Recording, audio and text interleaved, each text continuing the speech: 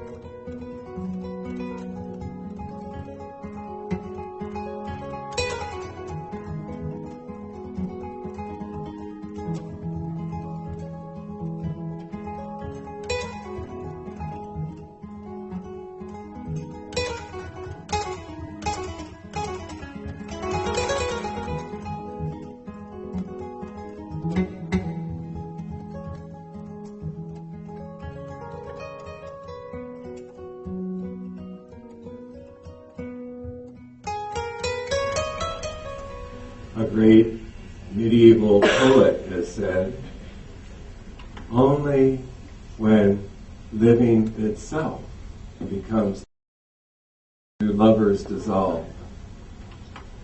A great Dzogchen yogi has said, the universe is a celestial palace, and its inhabitants, sentient beings, take the form of male and female deities. My father, who hasn't written a poem in decades, nor meditated a day in his life, but who has loved the same woman for 67 years, is watching his earthly palace dissolve.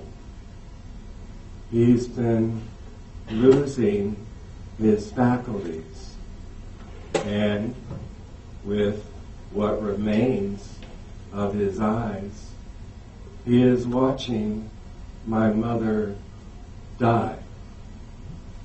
And he is saying things through his tears that he confuses with weakness, things I've never heard him say before. Things like, my wife is a part of me. And then his words can go no farther.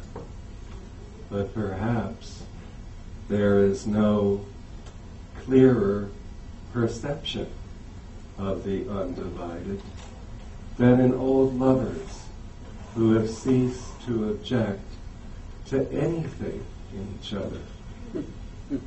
They have learned the easy mantra, yes, dear. Yes, dear.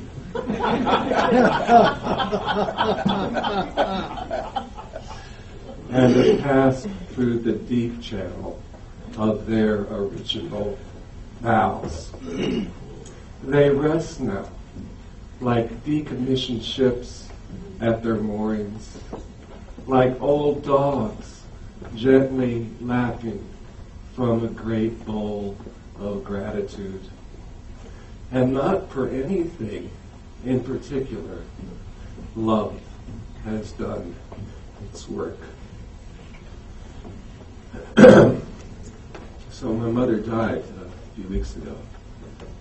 And living in their house the last time, in the final weeks of their long love affair with each other, was a blessing for me. There was a kind of heightened atmosphere in the house. As her death became more and more imminent. And I'd usually meet with her maybe once a day for some form of counseling. And our sessions of counseling together were very filled with lots of silence. She had lost any stamina or interest in making small talk with people. And yet when I would walk into her room, she would light up, and we would just speak of the most essential things with each other. It was a very intimate kind of atmosphere. She'd become sort of a spiritual sister. And every evening, every evening at about 6:15, I would meet with my father for what he came to call our martini sessions. He taught me how to make a really great martini, and I'd be his drinking buddy. And he'd, with a couple of drinks, he'd really start to open up and be able to say things to me that he'd never really been able to say to anybody. And so that was very kind of intimate also.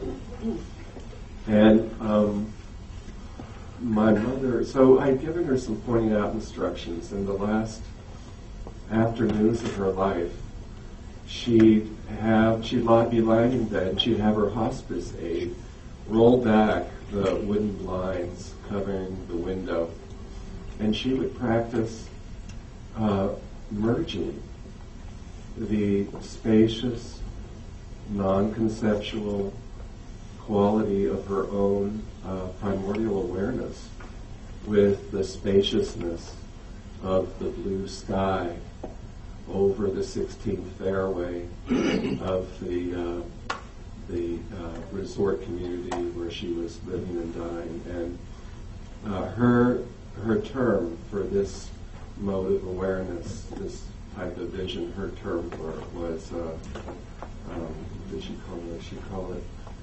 The seamlessness. Isn't that gorgeous? The seamlessness. A gorgeous way to describe what we are here calling the undivided. So, anyhow,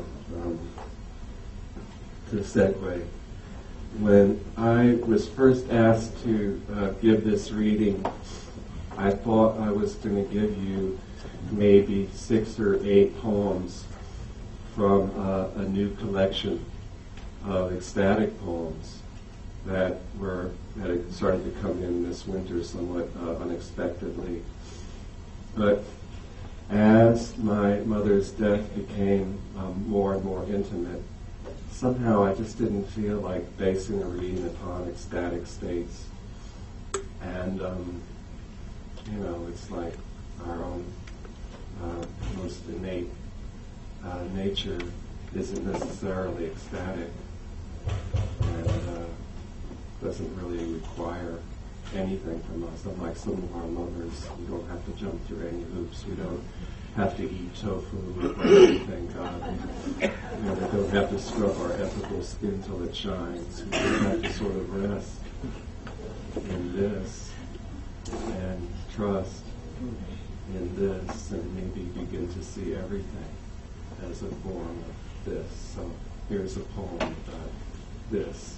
Original Mind is the title.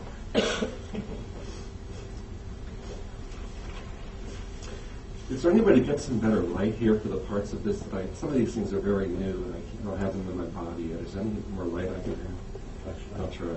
Or if I have glasses, maybe I don't need light. Oh yeah, never mind. Do you call that projection? Yes, projection. It's projection. We really have everything we need. Okay. Where was I?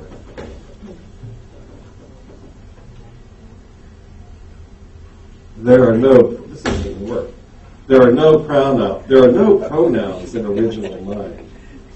Yet, how many moments, how many days have you, I, or we turned away, as if the life we really want could only truly begin once something else had happened, something else that was not yet here. All the unmet conditions placed before happiness have kept me, her, or him, a person in waiting, like someone overlooked, someone whose time had yet to come, as if God somehow forgot to pack us a lunch. Right now, a wheel of fortune is spinning, but notice its center is completely still, completely empty. Actually, there's not even a center. But bet all your money here on the clear reception of that hollowness, a nothing that lacks nothing. It's like we have two minds. One is conditioned and conditional, and it's filled with drama, our anchorless ships ever drawing close to fearful rocks of loss, our hopeful shores of gain. But we don't need all the drama or special conditions for happiness to visit and stay a while. It doesn't need to be imported. It doesn't need to be imported. Doesn't need to be Maui under a full moon with a special enchanting someone in tow. Nor do we need all our duckies finally lined up in a row. Our original mind is tremendously content, standing in any line, sitting in any chair, or parked in an old jalopy in any Safeway parking lot. This mind is empty of all that clutching to outcomes and conditions, less picky, more eco-friendly. Just this is enough.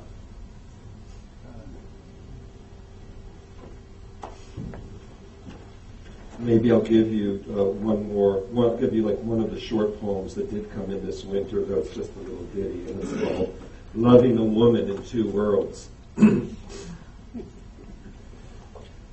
I think we need more than that. When the beloved is out of town, only the body is far. Your presence is everywhere, all around me, all the time, like going steady with space, or being haunted by a marvelous ghost. Then, when you call, I can get so excited, a double sight. Robert Bly calls this loving a woman in two worlds. I have called it the you that is everywhere. We could call it this fever that burns down my house. But new ways are always saying themselves as something unbounded, enters this loving, an ecstatic voice that can speak us and lead us to weep, no longer caring much about eating or going to sleep.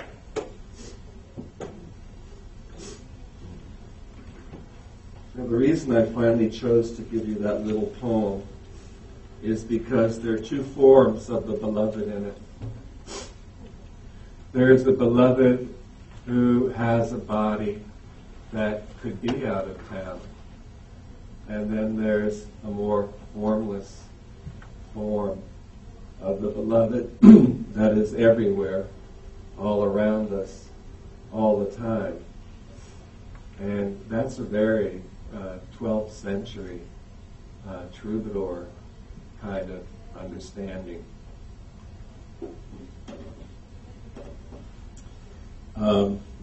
Because part of the understanding that they had was that the personal beloved was sort of like a portal to a larger sense of the beloved. I once had a brief correspondence with Robert Bly in which we were exploring why there's so few love poems being written today as opposed to the 12th century. And I asked him why he thought that was, and he said he wondered whether that was maybe because what he called the large she had fallen into forgetfulness, and so we've lost that kind of mythological understanding that there was something, a mythological being behind the person and the persons of our beloved. And in the 12th and 13th centuries, a lot of the troubadours in the West, they believed that that deeper God of the heart was one that they called Amor, A-M-O-R, which Joseph Campbell liked to point out was Roma spelled backwards. And the understanding was that, this is this understanding from Dante, the understanding was that sometimes Amor could lie slumbering in individuals for months, years, decades. And it's my understanding that sometimes Amor can slumber in cultures for decades and centuries. And Dante also said that sometimes, so here's the thing that Dante said, he said that sometimes at one point in a person's life you might meet a savvy man or a savvy woman, and some longing may begin to arise for that person, and that longing might begin to wake up that slumbering Lord of the heart. And, I think that maybe Amor stirred just a very little bit in this culture, maybe around 1969, Summer of Love. I do remember that. But in the 12th and 13th centuries, something certainly began to wake up in many of the hearts of this time. And the poetry reflected it. Suddenly it was as if love was on sale and love poetry was everywhere. And this was the time of the Provençal troubadour poets in France, and Dante and Petrarch in Italy, the many singers in Germany. In Spain, there were troubadour poets writing love poems in Arabic, in Spanish, and even in Hebrew. And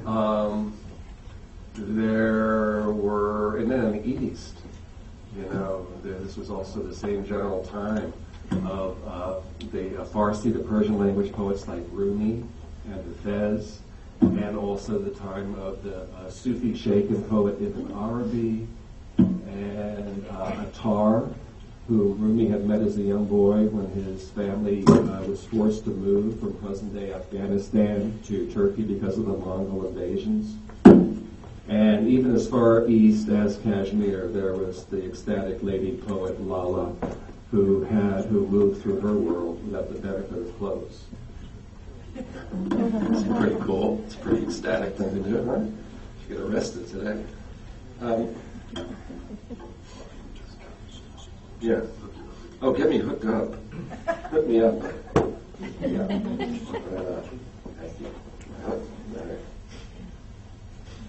At the presentation that Lynn Marie gave yesterday afternoon, she spoke about how our Western conception of romantic love began with these troubadours. And I'd like to provide a little bit more nuance about them and follow through on something I said I'd be doing here, which is to fulfill one of a poet's traditional duties, which is that of serving as a custodian of cultural memory. And this is where my reading is a little bit. I'm a little bit unsure of it because I'm gonna be presenting a lot of material. I'm gonna become a professor for about 5 minutes, and I'll come back and do a couple of poems. So this is the part I feel a little shaky about, and I've been trying to get clear in myself whether I can just trust doing it just for my own sense of being, whether I can really embody the thing that I'm saying, or whether I'm going to have to look at my notes. So just so you know. And I want to briefly explore about 4 questions here. And one of them is, what led to this heart awakening around the time of the 12th century? I want to explore that with you because I think it's really interesting. I do. You may think it's completely boring. And what might we learn or take from this tradition? And what put a halt to it? And what's this got to do with non-duality or relationship within the undivided? So that's my agenda for the next few minutes, okay?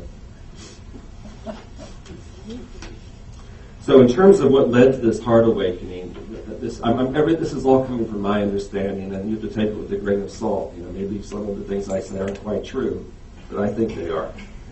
In terms of what led to this heart awakening, I should probably start with the fact, or my sense, that somewhere in about the 11th century, women begin to be noticed in a different way.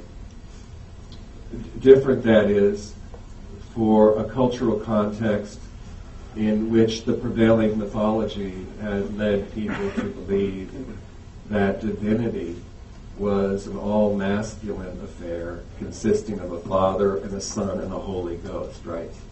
But the Islamic poets didn't suffer from this kind of anthropomorphist way of looking at God, all this father and son mental constructs around divinity or transcendence. They didn't suffer from that. And so there was actually a transmission of ecstatic love poetry, some of it with non-dual features from Arabic, Persian, and Sufic sources that entered the West beginning around the 12th century. And it wasn't a full-on transmission, but it was partially in the ether that would help shape our modern conception of romantic love. And it first entered the West through an unexpected source. So what happened was, at the very tail end of the 11th century... Am I unhooked again? Yep. I'm unhooked. You run hook. Okay. So left ear? Left ear. Left ear. It's about tantric practice. So put this on your left ear. Okay. And how are we doing? Am I transmitting? All right. Okay, so at the tail end of the 11th century, the Christian West becomes engaged in the first of 9 crusades, 9 so-called holy wars against the Saracens, which is how they refer to the Muslims back at this time. There are going to be 9 of these wars, these campaigns, and they're going to last for 200 years. But the interesting thing is, as part of this ongoing 200 years of warfare, there would be ongoing negotiation councils between these military rivals, and something got transmitted there beyond just the normal terms of military engagement. As it turns out, almost all of the ambassadors from the Islamic camps were poets. And they began to transmit to one of the more refined and mobile conduits of European culture, who were warriors mounted on horseback, some of the elements of these ecstatic poetic traditions that have been embedded in their culture. And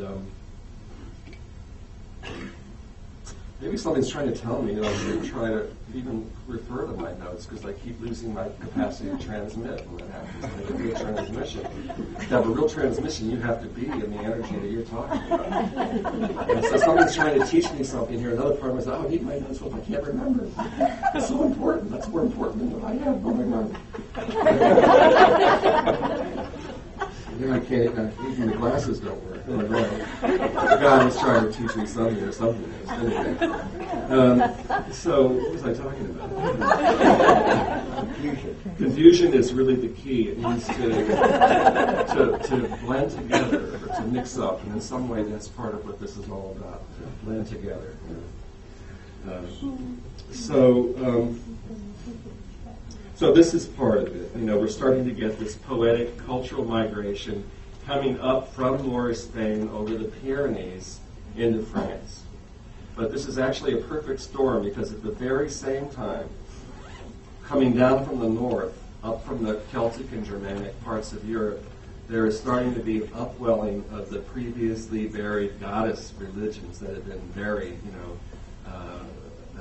certainly ever since Christianity began to kind of capture in an almost a monopoly-like way the mythic imagination of the West. This sort of really kicks in around the 4th century when the Council of Nicaea happens, when the official doctrine becomes established that distinguishes the emerging form of Christianity from many other alternative forms of Christianity and Jewish Christianity that had been competing with each other at that time. 4th century also is a time when Constantine is the emperor of the Roman Empire, and he converts to Christianity, and so for the first time Christianity becomes a state-sanctioned religion, much like Shiite Islam today in Iran. And I'm not going to say any more about that. But as part of this perfect storm, did I mention about the cults of the Black Madonna? Okay, so at the same time, we're getting throughout Europe these cults of the Black Madonna that are also bringing up a lot of this buried goddess material. And we're also starting to get a new kind of mythos, a new kind of story, in the guise of all the tales that the poets are starting to write and talk about in terms of King Arthur and his court, and myths like Parsifal, who in the course of his deepening has one initiatory encounter after another, often through his encounters with women, right? So basically, a Jungian historian, and I'll have to be him for the moment, would probably say something like in around the 12th century, the slumbering anima of Europe is starting to wake up. And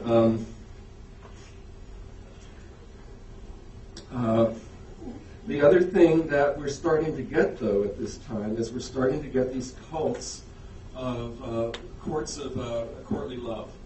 The practice of courtly love is starting to emerge.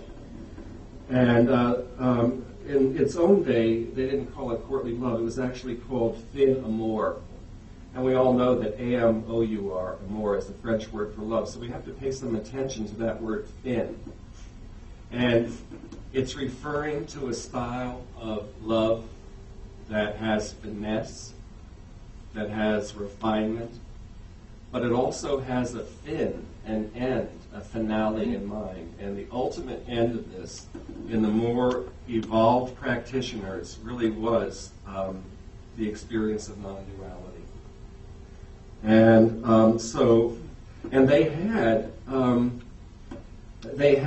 they were attempting to use erotic energy to arrive at transcendence, and they had gazes and visualizations and forms of touch. They had a whole technology. And so, in a sense, this was a heart-centered, sex-positive spiritual path that really, in its higher practitioners, was a Western form of Tantra. This is my understanding. And an important thing here to think is that maybe we've retained in our contemporary intimate relationships some expectation for this end, this goal, namely that our intimate relationships should bring us face to face with a kind of transcendent mythological being. But I think that we've lost some of the practices and some of the sensibility that once made this more viable.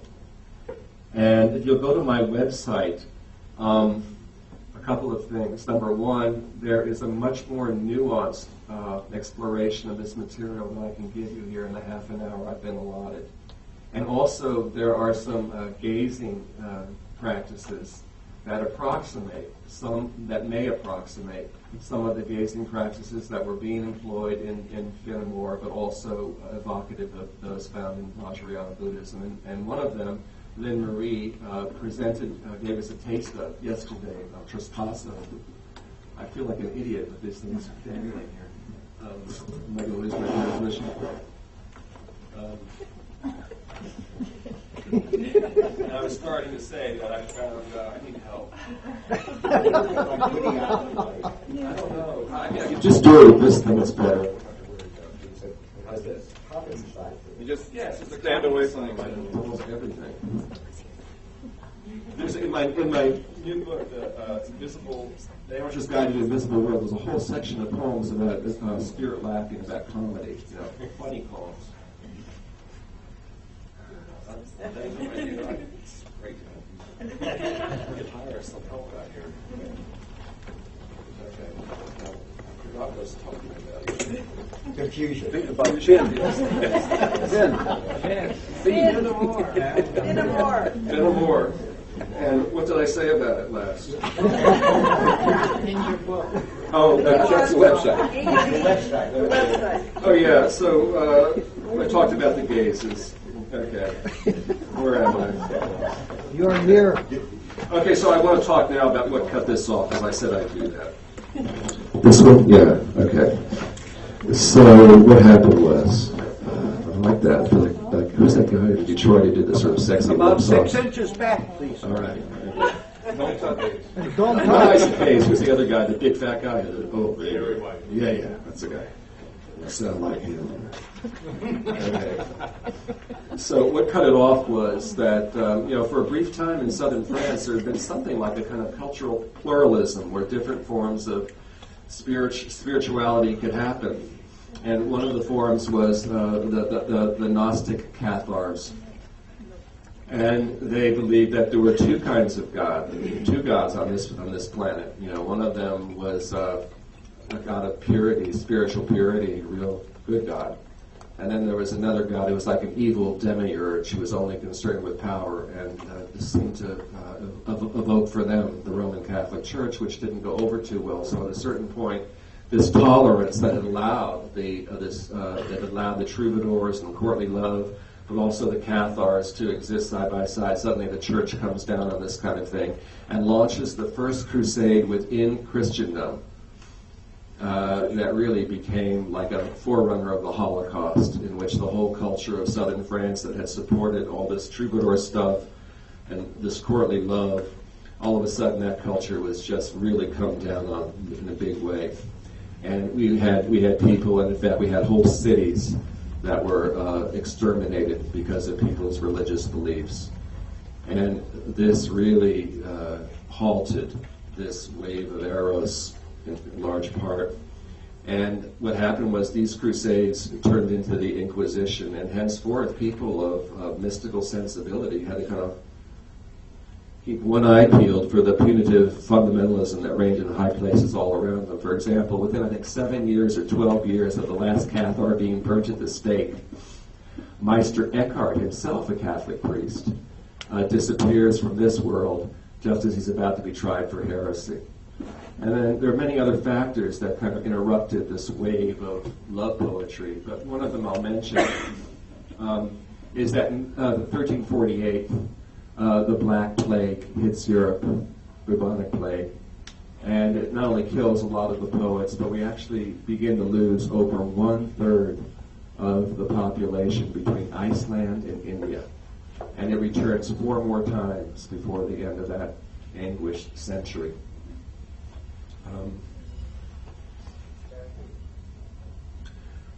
I need a few more bubble. Okay, so I think that I think I'll just say that one of the things that we might take from this tradition is to realize as the dissemination of non-duality comes more into the West, to be open to the possibility that romantic love relationships still have the possibility to take us to a greater deepening. This was my experience.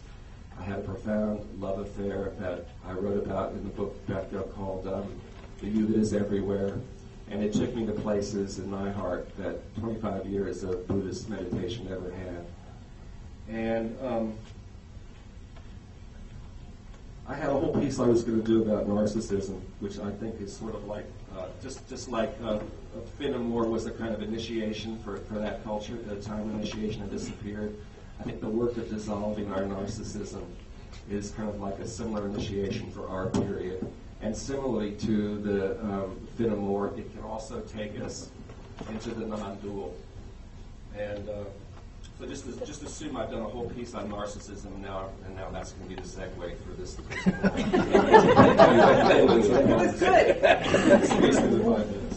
This one's called The Shy Beauty of Revelation. Somewhere Rumi still gazes into the eyes of Shams and emerges on some shore where nobody is or has ever been.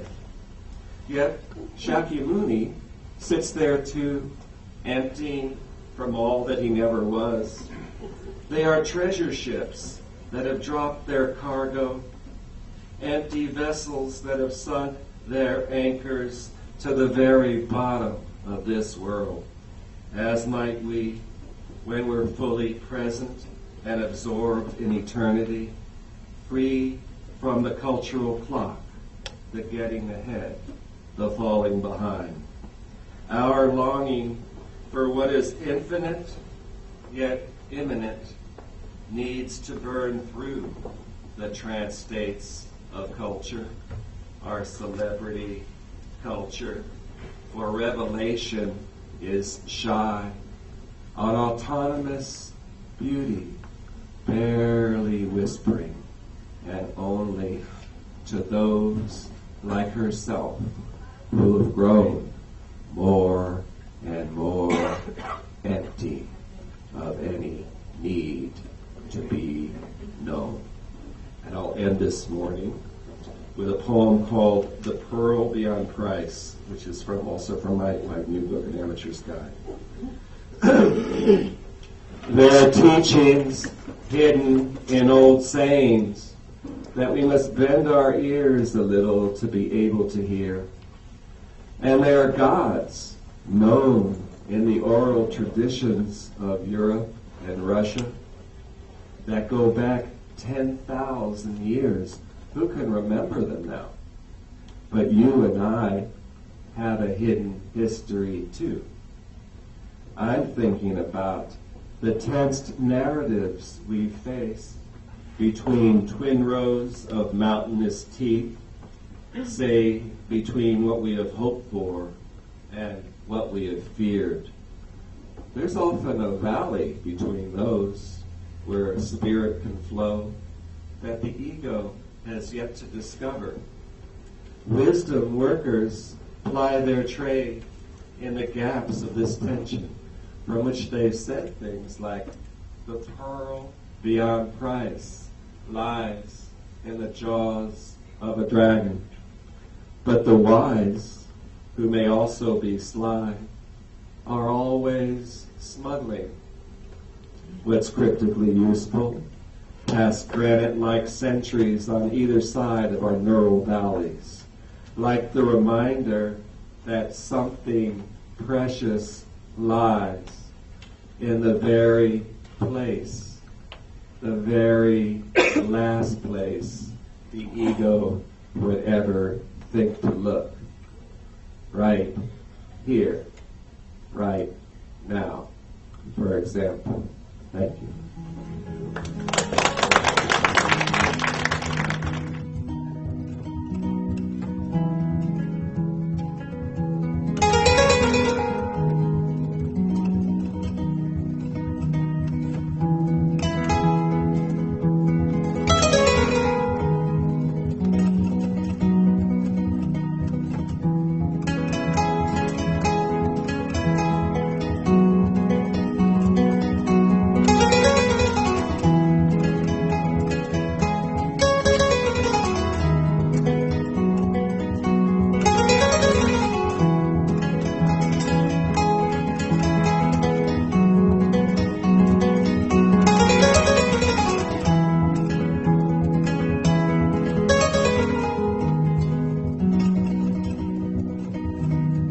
you.